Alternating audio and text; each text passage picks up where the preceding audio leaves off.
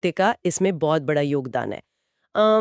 बौद्ध साहित्य में सबसे प्रमुख नाम आता है त्रिपिटक का, सुत्त पिटक, विनय पिटक और अभिधम्ब पिटक। सही। अब सतह पर देखने पर तो ये पूरी तरह से धार्मिक नियम लगते हैं। सुत्त पिटक में बुद्ध के उपदेश हैं, विनय पिटक में भिक्षुओं के लिए नियम हैं। लेकिन एक इतिहासकार इन्हें किस तरह से पढ़ता है? देखिए, एक इतिहासकार इन ग्रंथों में धर्म नहीं खोजता, वो उनमें बैकग्राउंड खोजता है। बैकग्राउंड कैसे? उदाहरण के लिए विनय पिटक में बौद्ध संघ के बहुत ही बारीक नियम दिए गए हैं, जैसे भिक्षुओं को किस तरह के कपड़े पहनने चाहिए या उन्हें किस तरह के जूते नहीं पहनने चाहिए। अच्छा, जूतों के भी नियम थे। हाँ, अब धार्मिक दृष्टि से तो ये सिर्फ एक नियम है, लेकिन ऐतिहासिक दृष्टि से यह हमें बताता है कि उस समय के समाज में चमड़े का काम किस स्तर पर था या कपड़ा बुनने की कौन-कौन सी तकनीकें मौजूद थीं। ओहो, ये तो मैंने सोचा ही नहीं था। और तो और इन उपदेशों के बीच बड़ी ही सहजता से इक्ष्वाकु, बिंबिसार और अजातशत्रु जैसे राजाओं के नाम आ जाते हैं। क्योंकि ये राजा उन मठों को दान दे रहे थे। एग्जैक्टली, क्योंकि वे दान दे रहे थे। ये बहुत ही दिलचस्प है। मतलब धर्म के बहाने हमें उस समय की अर्थव्यवस्था और राजनीति का एक पूरा ब्लूप्रिंट मिल रहा है। और पता है, जब मैं इन स्रोतों को गहराई से देख रही थी तो मुझे खुद्दक निकाय का एक हिस्सा मिला, थेरीगाथा। हाँ, थेरीगाथा बहुत ही महत्वपूर्ण ग्रंथ है। हाँ, ये बौद्ध भिक्षुणियों के गीतों का संकलन है। इसमें श्रावस्ती की एक महिला उब्बिरी की कहानी ने मेरा ध्यान खींचा। उब्बिरी अपनी बेटी जीवा की मृत्यु पर शमशान में विलाप कर रही थी और बुद्ध से उसके संवाद के बाद वो निर्वाण प्राप्त करती है। जब मैंने उसके रचे गए गीत पढ़े ना, तो ऐसा लगा जैसे मैं 2500 साल पुरानी किसी महिला की पर्सनल डायरी पढ़ रही हूँ। उबरी का वह गीत प्राचीन भारत के इतिहास का एक बहुत ही दुर्लभ दस्तावेज है। दुर्लभ क्यों? दुर्लभ इसलिए क्योंकि इतिहास हमेशा से सत्ता के इर्द गिर्द घूमता रहा है और सत्ता पर पुरुषों का कब्जा रहा है। राज दरबारों के रिकॉर्ड्स में किसी आम महिला के दुख या उसके मनोवैज्ञानिक संघर्ष के लिए कोई जगह होती नहीं थी। तो क्या हम ये निष्कर्ष निकाल सकते हैं कि धर्म ने अनजाने में ही सही उस वर्ग को एक आवाज दे दी जिसे मुख्य धारा के इतिहास ने पूरी तरह से मिटा दिया था? 100%। थेरीगाथा का ऐतिहासिक महत्व इसी बात में छिपा है कि ये पहली बार आम महिलाओं, विशेषकर सन्यासिनियों की आध्यात्मिक और व्यक्तिगत अनुभूति को प्रामाणिक रूप से दर्ज करता है। बिल्कुल।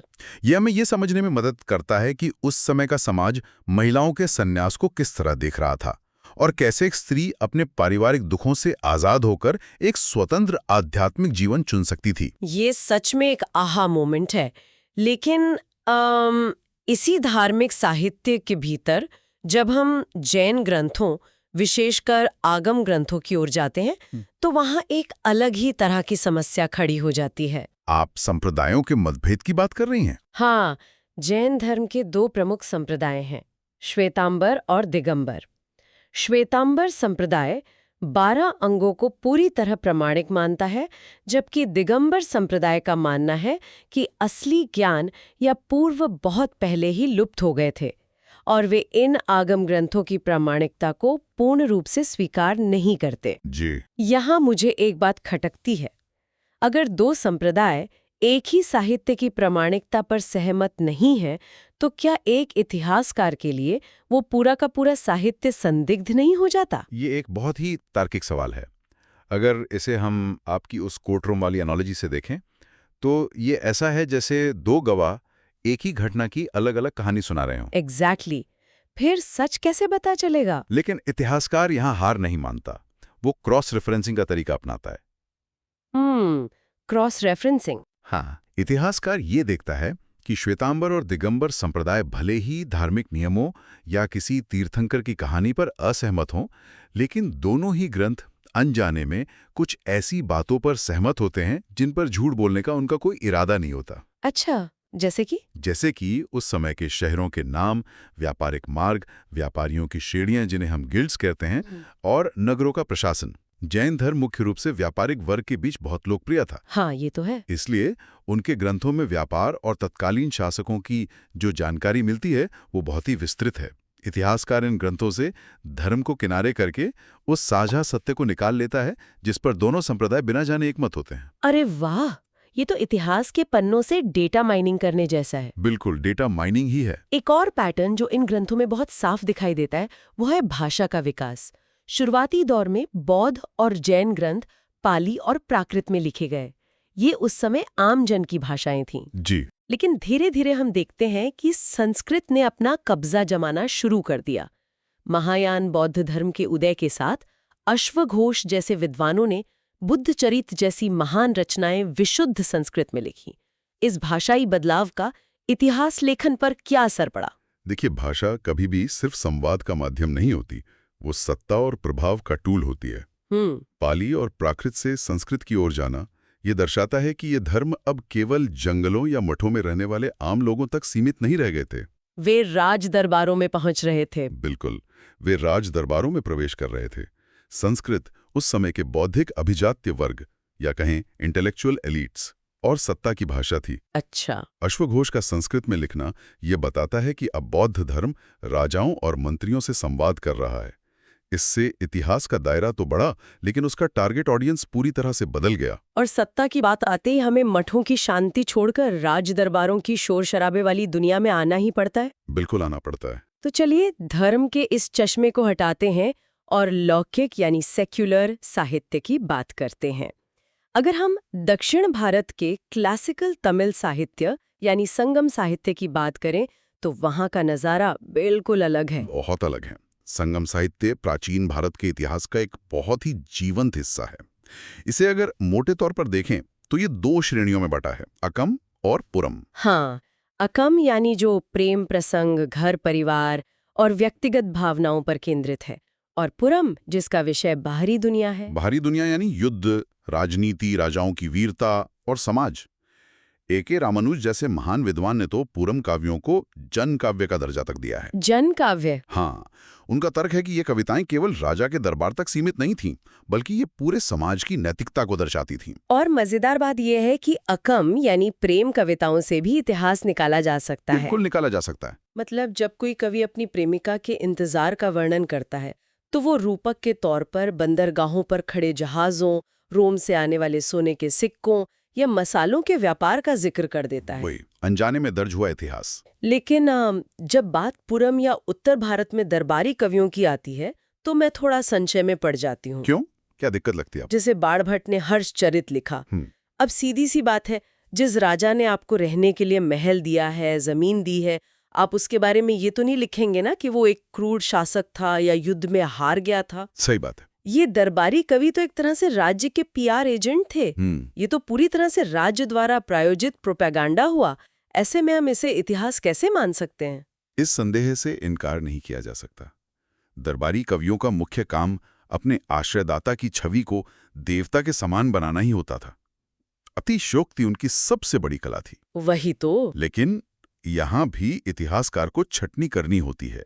भले ही राजा की वीरता बढ़ा चढ़ाकर बताई गई हो, लेकिन उस युद्ध में इस्तेमाल हुए हथियारों का वर्णन, उस समय के टैक्सेशन सिस्टम का जिक्र या दरबार के अधिकारियों के पदनाम असली होते हैं।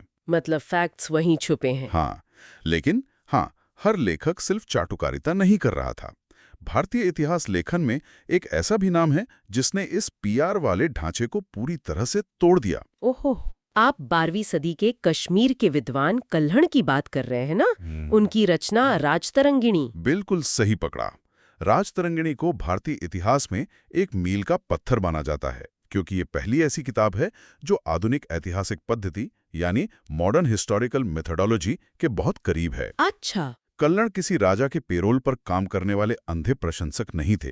उन्होंने बाकायदा लिखा है कि एक इतिहासकार को किसी न्यायाधीश की तरह राग और द्वेष से मुक्त होकर घटनाओं का विवरण देना चाहिए। ये तो बहुत ही क्रांतिकारी सोच है उस जमाने के हिसाब से। लेकिन क्या उन्होंने वाकई इस बात पर अमल किया या सिर्फ लिख दिया? उन्होंने पूरी तरह से अमल किया। कल्हण ने कश्मीर के तत्कालीन शासक हर्ष की तीखी आलोचना की। सच में? हाँ। राजा हर्ष की क्रूरता, उसके द्वारा मंदिरों को लूटने और पुजारियों की संपत्तियां हड़पने के कारण कल्हण ने उसे तुरुष्क तक कह डाला। सोचिए, उसी राज्य में रहते हुए सत्ता में बैठे राजा की ऐसी आलोचना करना कोई मामूली बात नहीं थी। ये तो बहुत हिम्मत का काम है। और कल्हण ने सिर्फ हवा में बातें नहीं की। उन्होंने अपने से पहले के 11 इतिहासकारों के काम का आलोचनात्मक विश्लेषण किया, पुराने शिलालेखों, सिक्कों और भूमिदान के दस्तावेजों का अध्ययन किया। मतलब वे सही मायनों में एक इन्वेस्टिगेटिव जर्नलिस्ट की तरह काम कर रहे थे। ये सुनकर एक सुकून मिलता है कि कोई तो था जो सच को उसके असली रूप में दर्ज करने की कोशिश कर रहा था। बिल्कुल। वैसे जब हम दरबारी साहित्य की बात कर ही रहे हैं तो संध्याकर्ण नंदी की रचना रामचरित का जिक्र करना तो बनता है। ये किताब मुझे इतिहास की सबसे बड़ी भाषाई पहेली लगती है।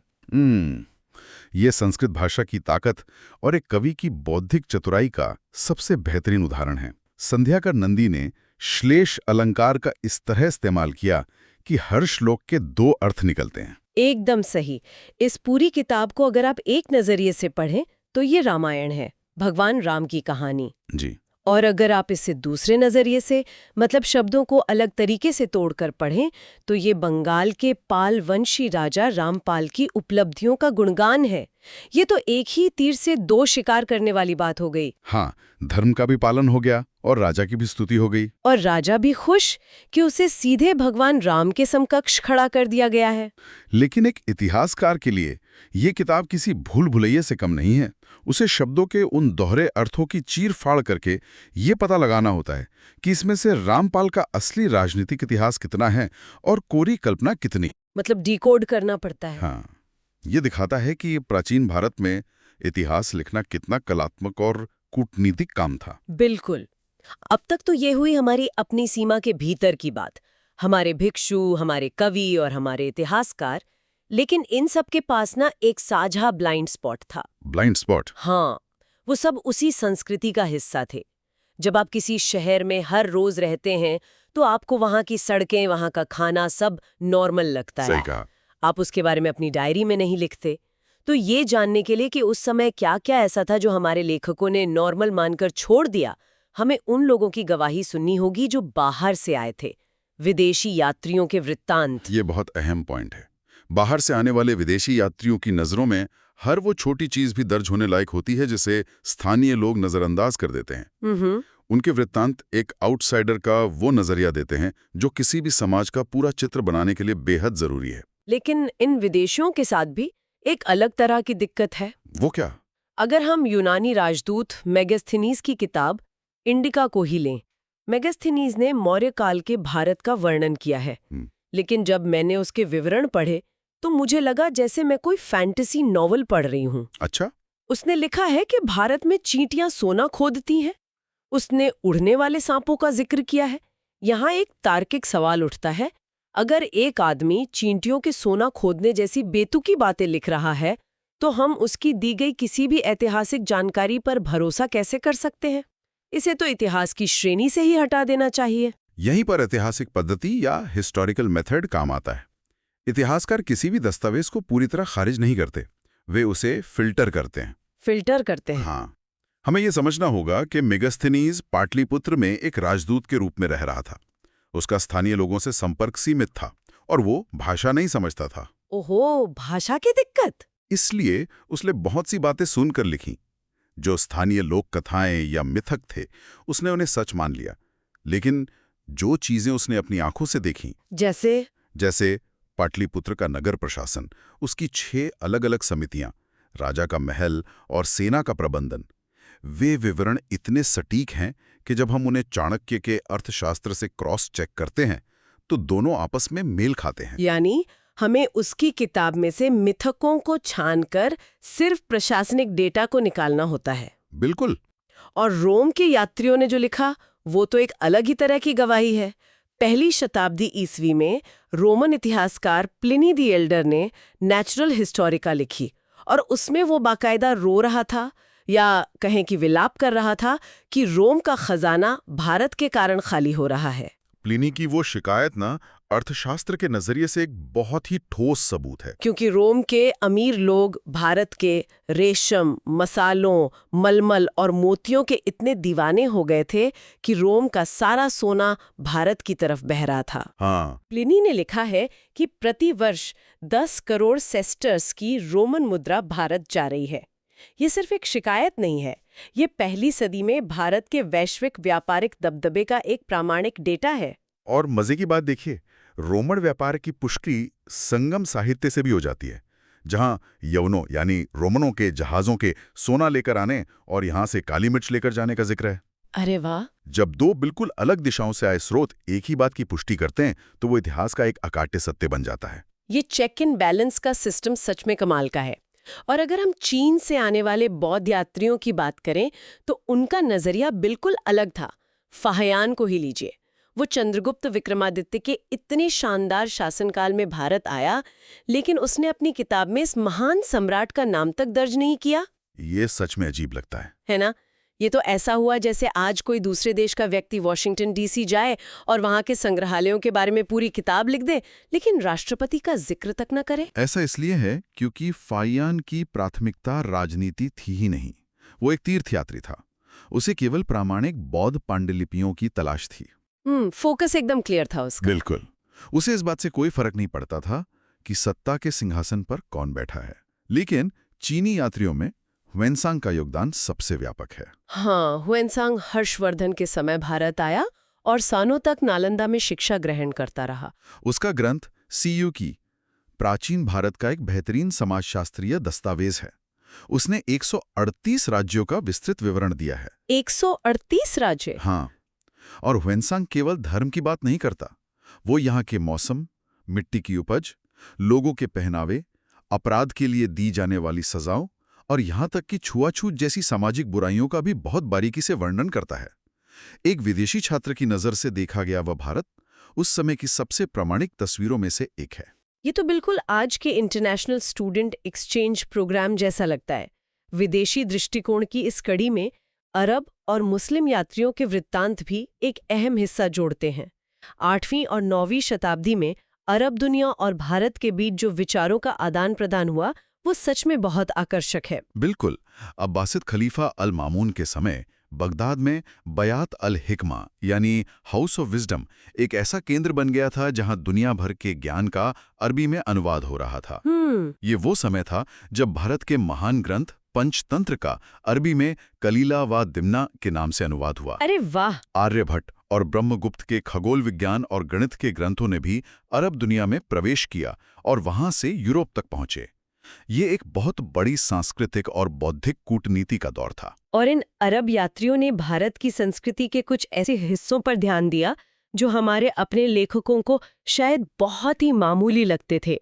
इब्न बतूता के वृत्तांत में एक बड़ा ही मजेदार किस्सा है। वो पान वाला किस्सा? हाँ, जब वो भारत आया तो वो यहाँ के लोगों को पान खाते देखकर बहुत आश्चर्यचकित हुआ। एक विदेशी के लिए सचमुच एक बहुत ही अजीब दृश्य रहा होगा। एक ऐसी पत्ती जिसे चबाने से लोगों के होंठ लाल हो जाते हैं। इब्न बतूता ने इस्तांबुल परंपरा का बहुत ही विस्तार से वर्णन किया है।